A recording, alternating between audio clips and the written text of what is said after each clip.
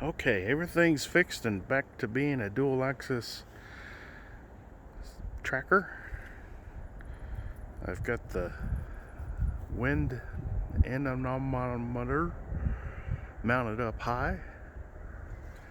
I've got the new 6 kilonewton actuator installed. I got the DC little mini charger that charges the battery, and that battery runs the dual axis controller. This guy here, the bottom one, really doesn't do anything but tell me what the voltage of the battery is. The solar panel sends its juice straight to the house. It's on, providing energy.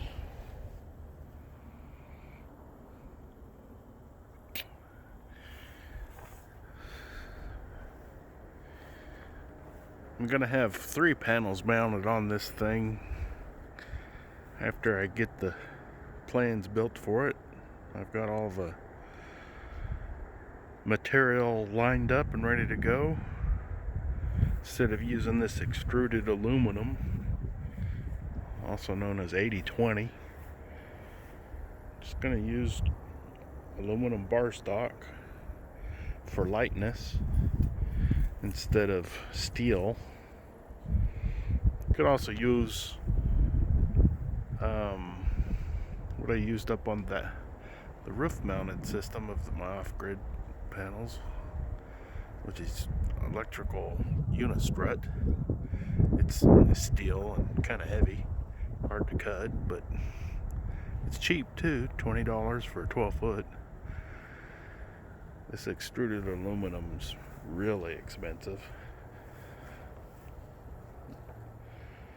on the order of like $20 a foot. Shouldn't have done it, but its expense leaves it to a lot of options. Messing things up and doing it the wrong way and repositioning stuff all over the place makes it easy to work with. Super flexible.